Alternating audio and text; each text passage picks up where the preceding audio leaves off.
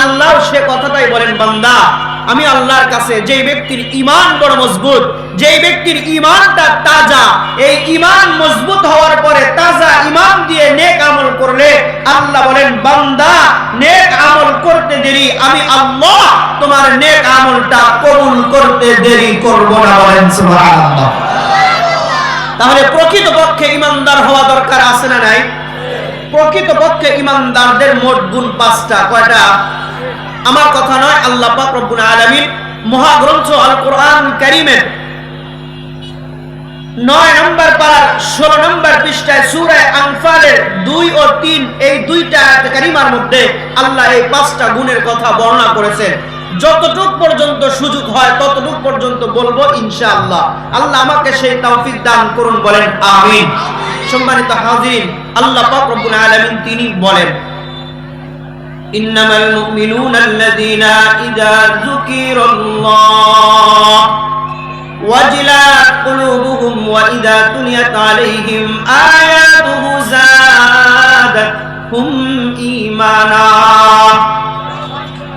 আল্লাহ পাক রব্বুল আলামিন দুনিয়ার জমিনের সব ঈমানদার বান্দা বান্দীকে উদ্দেশ্য করে বলেন, ও আমার ঈমানদার বান্দা বান্দী শোনো, তোমরা যদি নিজেদেরকে প্রকৃতপক্ষে ঈমানদার দাবি করতে চাও, পরিচয় দিতে চাও, তোমরা যদি মরার পরে মৃত্যুর পরে ডান হাতে আমলনামা পেতে চাও, তোমরা যদি পুলসিরাতের পুল নিরাপদে পার হতে চাও, তোমরা যদি বিনা হিসেবে সরাসরি জান্নাতের মেহমান হতে চাও, তাহলে তোমাদের মোট গুণ লাগবে কয়টা? এর মধ্যে 1 নাম্বার, ভালো করে একটু বুঝবেন আর আমলের নিয়তে শুনবেন। আরে জীবনে কত জায়গায় ওয়াজ মাহফিল শুনলেন, কিন্তু আজকে যদি আপনাকে প্রশ্ন করা হয়, গত বছর এখানে 6ষ্ঠ মাহফিলের আয়োজন করা হয়েছিল, উলামায়ে কেরামগণ এসেছিলেন, আমলের কথা বলেছিলেন, একজন মানুষ দাঁড়ান, হুজুর আমি ওই আমলটা আজও পর্যন্ত ছাড়ি নাই।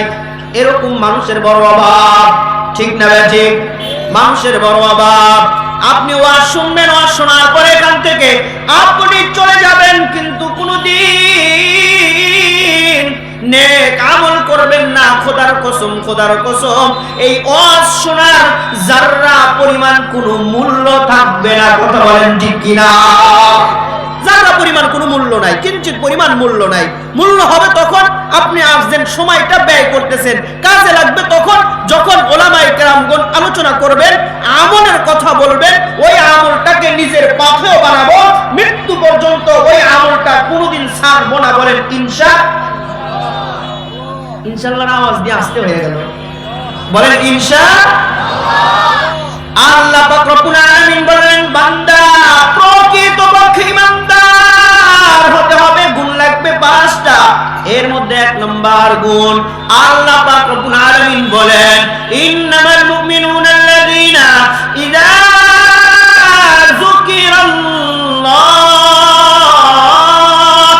আল্লাহ পাক রব্বুল আলামিন বললেন, যদি তুমি নিজেকে প্রকৃতপক্ষে ঈমানদার দাবি করতে চাও আর পরিচয় দিতে চাও, দৈনিক অল্প সময় হইলেও জিকির করতে হবে। আল্লাহর জিকির করা লাগবে।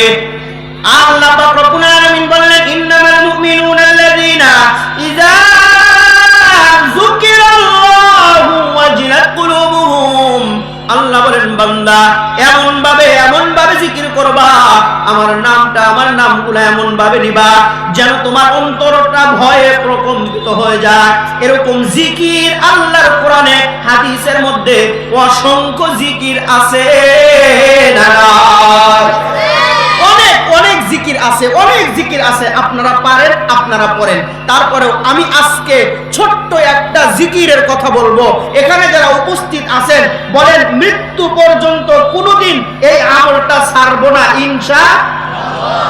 সহজ একটা আমল, আমার কথা নয়, নবী সাল্লাল্লাহু আলাইহি ওয়াসাল্লামের হাদিসের কথা। যে হাদিসটা বুখারী শরীফের মধ্যে আছে, হাদিসটা আবু হুরায়রা রাদিয়াল্লাহু তাআলা আনহু তিনি বর্ণনা করেন, আন আবি হুরায়রা রাদিয়াল্লাহু তাআলা আনহু আন্নাহু ক্বাল।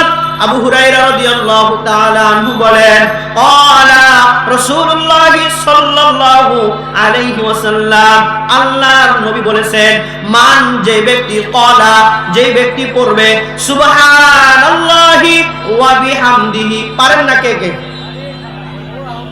সবাই পারেন না? সুবহানাল্লাহি ওয়া বিহামদিহি পারেন না সবাই? বলেন তো একবার আলহামদুলিল্লাহ। আরেকটু জোরে বলেন না আলহামদুলিল্লাহ।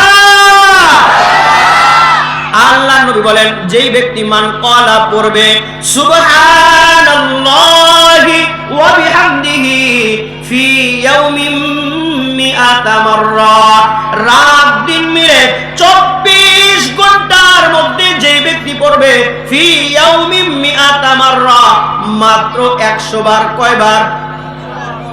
জোরে বলেন, আর একটু জোরে বলেন। সুবহানাল্লাহি ওয়া বিহামদিহি, এই জিকিরটা 100 বার পড়তে মনে হয় সর্বনিম্ন 5-7 ঘন্টার প্রয়োজন। কত সময় বলেন তো?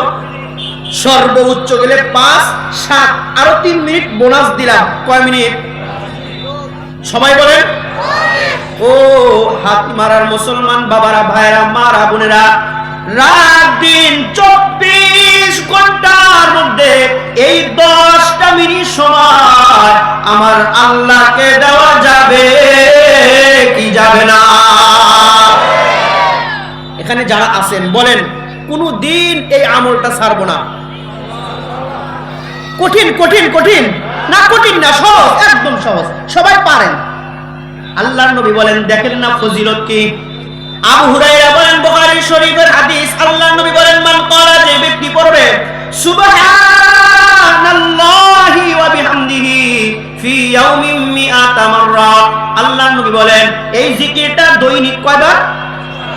100 বার যারা পড়বে, আল্লাহর নবী বলেন ওই ব্যক্তিটা যুবক হোক অথবা যুবতী হোক, ওই ব্যক্তিটা বৃদ্ধ হোক অথবা বৃদ্ধা হোক, নারী হোক অথবা পুরুষ হোক, আল্লাহর নবী বলেন 100 বার যেই পড়বে খুত্তাত খতায়াহু, 100 বার পড়তে দেরি আল্লাহ তার জীবনের সমস্ত গুনাহগুলা মাফ করতে দেরি করবে না।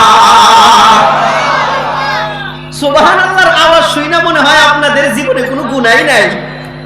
হ্যাঁ, আমাদের দেশের একজন লোক ছিল, আমার মনে হয় তার জীবনে কোনো গুনাহ ছিল না, আমার মন বলে আর কি, তার কথা তার প্রমাণ। আমাদের দেশের একজন লোক ছিল, যেই ব্যক্তিটা দৈনিক 70-80 রাকাত নফল নামাজ পড়ছে। ছিল না একজন ব্যক্তি? আবার এরকম বলে 20-30 বছর যাবত তাহাজ্জুদই ছুটে না।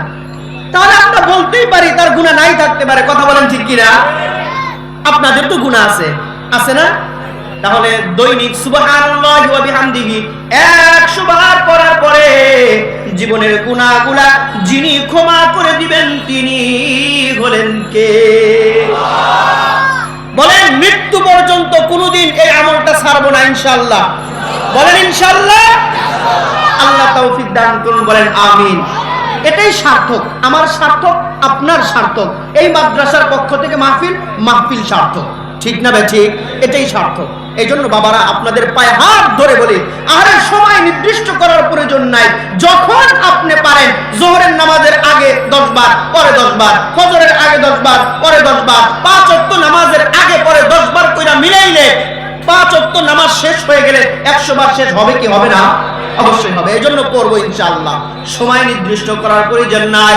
ও মা, ও বোন, আপনাদের পায়ের মধ্যে আমি হাত রেখে বলে যাই, সংসারের কত কাজগুলো আপনি করতেছেন, কাজ চলমান রাইখা, এই কাজ চলমান রাইখা আপনি এই তাসবিহটা পড়েন, এই জিকিরটা পড়েন, 100 বার শেষ হতে দেরি নবীর কথা অনুযায়ী ওই বান্দা বান্দির জীবনের গুনাহগুলা যিনি ক্ষমা করতে দেরি করবেন না তিনি হলেন কে?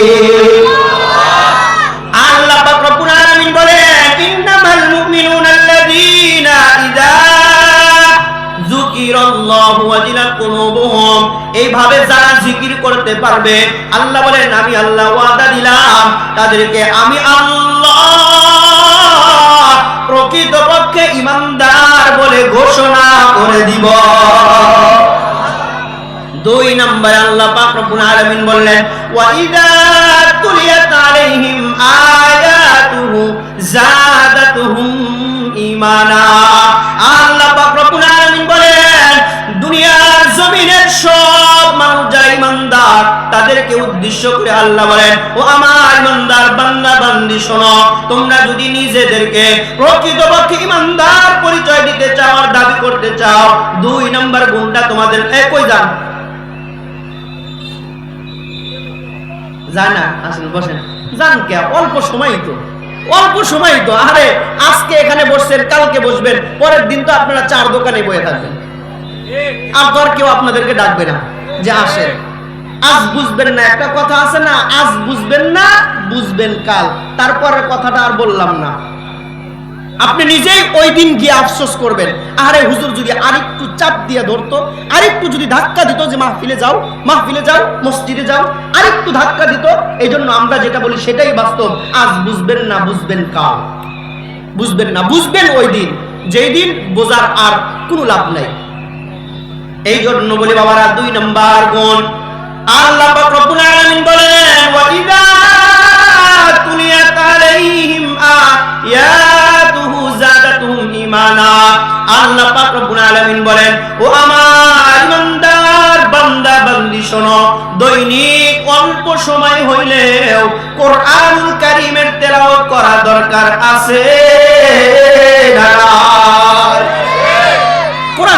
কোরআন তেলাওয়াত। এবার তো এখানে অনেক মানুষ আলহামদুলিল্লাহ উপস্থিত আছেন, বলতে পারেন হুজুর কোরআন তেলাওয়াত তো পারি না। আমি বলবো আপনি একটা মিথ্যা কথা বলতেছেন। কেন? বলে সূরা ইখলাস পারেন না কে কে? সবাই পারেন। তাহলে এই সূরা ইখলাস কোরআনের মধ্যে আছে না নাই? সূরা কাউসার, সূরা ফাতিহা, সূরা ফালাক, সূরা নাস কোরআনুল কারীমের মধ্যে আছে না নাই? কোরআনুল কারীমের মধ্যে আছে। এটাই তো কোরআন। পুরাটা পারেন না এমন হতে পারে, কিন্তু পারেন এটা সত্য।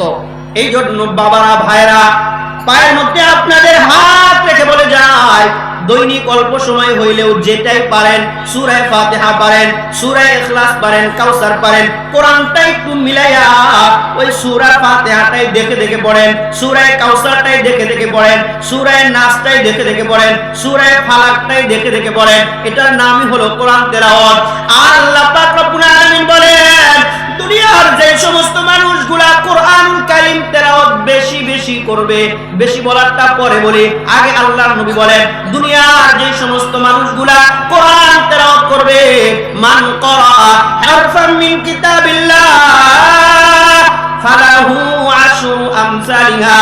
আল্লাহর নবী বলেন যে মানুষগুলা কোরআন থেকে একটা হরফ তেলাওয়াত করবে, আল্লাহ বলেন আল্লাহর নবী বলেন ওই মানুষটার আমলনামায় আল্লাহ একটা হরফ পড়ার কারণে তার আমলনামায় আল্লাহ 10টা নেকি দান করে দিবে।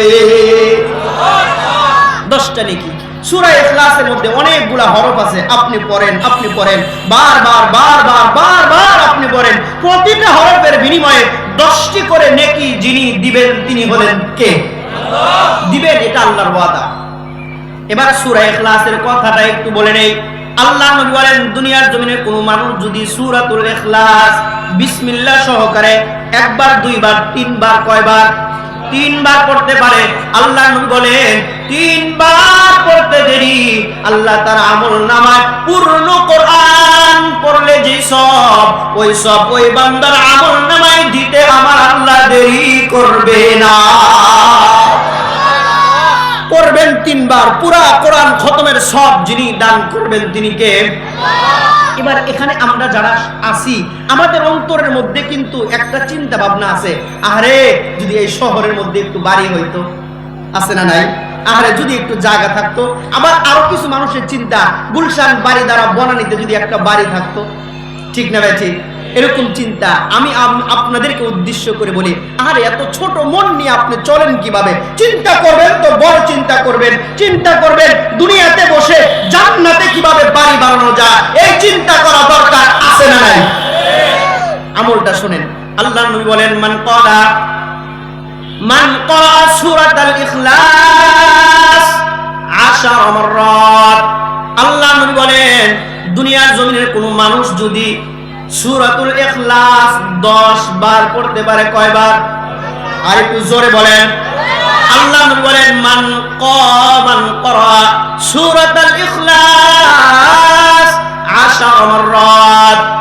ব্যক্তি যদি 10 বার সূরা ইখলাস পড়তে পারে, আল্লাহর নবী জানায় দেন, বানাল্লাহু লাহু বাইতান ফিল জান্নাহ, আল্লাহ তার জন্য জান্নাতের মধ্যে একটা বাড়ি বানায়া দিবে।